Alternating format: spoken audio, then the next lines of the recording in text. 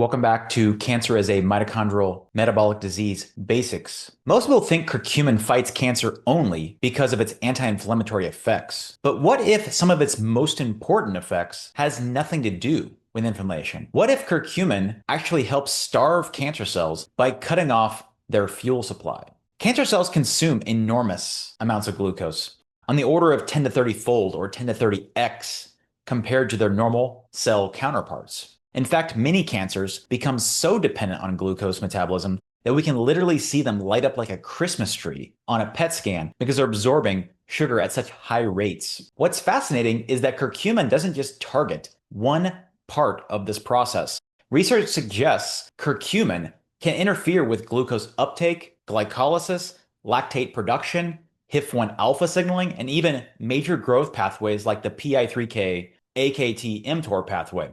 But it gets even more interesting. Curcumin doesn't just appear to affect glucose metabolism inside cancer cells. Human studies suggest it may actually improve whole body metabolism as well, lowering fasting blood glucose, reducing fasting insulin levels, and even lowering hemoglobin A1C by approximately 0.44%. In other words, curcumin may not only interfere with how cancer cells use glucose, it may also help reduce the amount of glucose available to the cancer in the first place. In today's video, I'm going to show you exactly how curcumin attacks cancer's glucose metabolism and why this may be one of the most important reasons researchers continue to study it in cancer. So without further ado, let's get into it. So as alluded to in the title and in my intro, we are going to talk about how curcumin kills cancer cells, but specifically looking at that from a glucose perspective. Before I go there,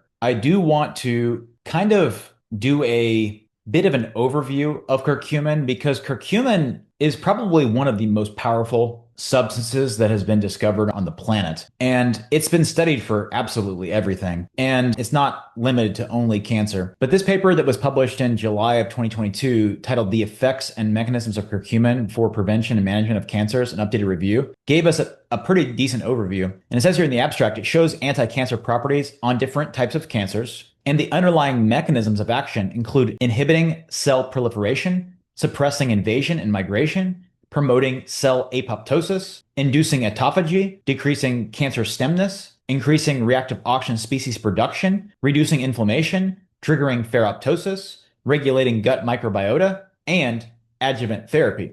And then it had a great graphic that came along with this paper, which is basically like a kind of gestalt look at how curcumin has the potential to help make cancer more easy to kill or just killing it through apoptosis or ferroptosis. So that was the first thing I wanted to show you all. The second paper was titled Impacts of Turmeric and its Principal Bioactive Curcumin on Human Health, Pharmaceutical Medicine and Food Applications, a Comprehensive Review. It was published in January of 2029. It says here in the abstract, the yellow polyphenolic pigment known as curcumin, originating from the rhizome of turmeric plant Curcuma longa L, has been utilized for ages in ancient medicine, as well as in cooking and food coloring. Recently, the biological activities of turmeric and curcumin have been thoroughly investigated. The studies mainly focused on their antioxidant, anti-tumor, anti-inflammatory, neuroprotective, hepatoprotective, liver protective, cardioprotective, heart protective impacts. This review seeks to provide an in-depth,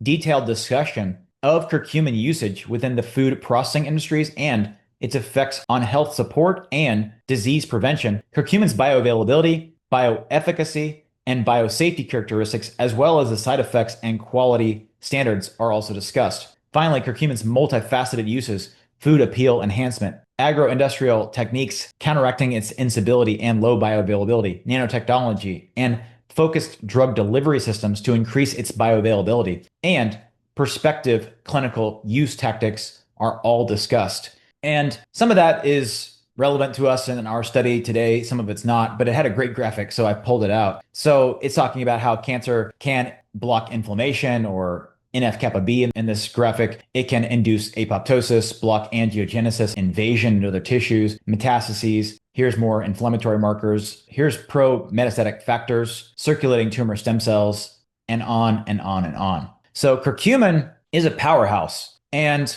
it has been studied and is known to do many different things for cancer specifically. There's paper after paper looking at curcumin's biologic activity in different areas for cancer progression. It's been studied in all kinds of different cancers: colorectal, lung, glioblastoma, thyroid, cervical, melanoma, leukemia, prostate cancer, breast cancer, bone cancer, probably all kinds of other cancers as well. This is what the graphic shows. But I want to always focus us back on what fundamentally matters, specifically through a mitochondrial metabolic lens. So let's go back and talk about the PI3K AKT mTOR pathway and how it upregulates glucose and glutamine metabolism. And I'm going to focus this back on the two fermentable fuels that cancer uses: glucose and glutamine. In this particular video, we're going to be focusing on curcumin's ability to regulate or cut off cancer's glucose fuel supply on this side of the graphic. So let's start with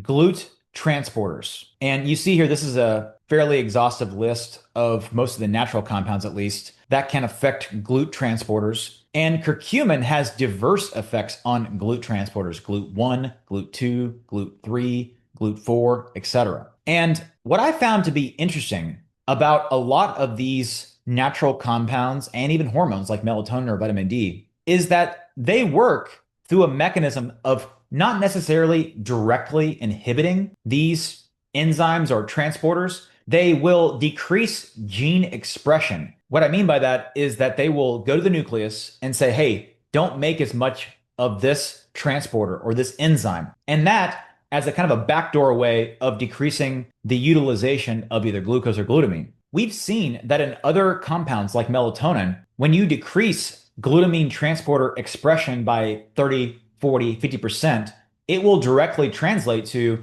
less glutamine or glucose, whatever we're talking about, being utilized by nearly that percent.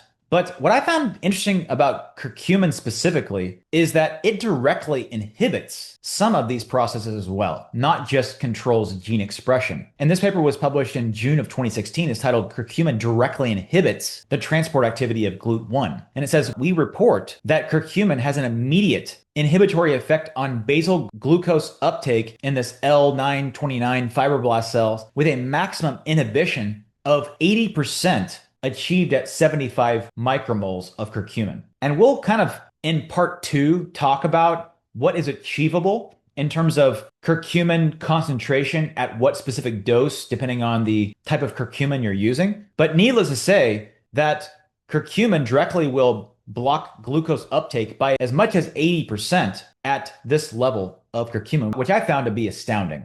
Let's keep going down.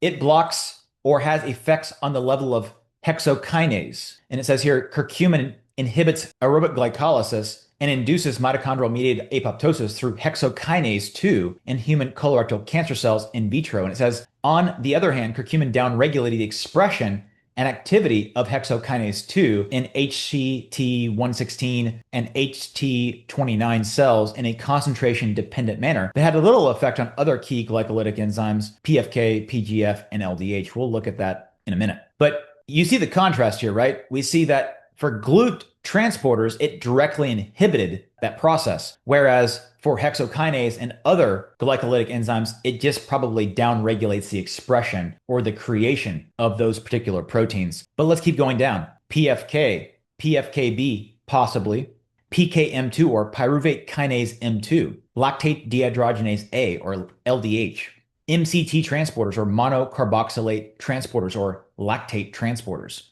Also, ketones use that transport as well. And it has effects directly on hypoxia-inducible factors, HIF-1 alpha. So if we were to take a look at this, of what this actually looks like on the glucose system, and this is not even talking about curcumin's effects on lowering blood glucose, lowering A1C, lowering fasting insulin, etc. We're talking about directly at the level of the cancer cell. What is curcumin doing? It is having multiple effects. Everywhere you see an arrow and it says curcumin, that's sort of having an effect. So here's GLUT1 or other GLUT transporters. Here's hexokinase 2. Here's HIF-1 alpha. Here's PFK, which is not shown on this graphic, but I put a little arrow there anyway. Here's PKM2. Here's lactate dehydrogenase A. And here are the lactate transporters. So as you see here, Curcumin will absolutely collapse a cancer's ability to use glucose effectively, which is one of the major fuel sources that cancer cells use, on an order of about 10 to 30 fold more than a normal cell. If you like videos like this, please like, share, and subscribe. And until next time.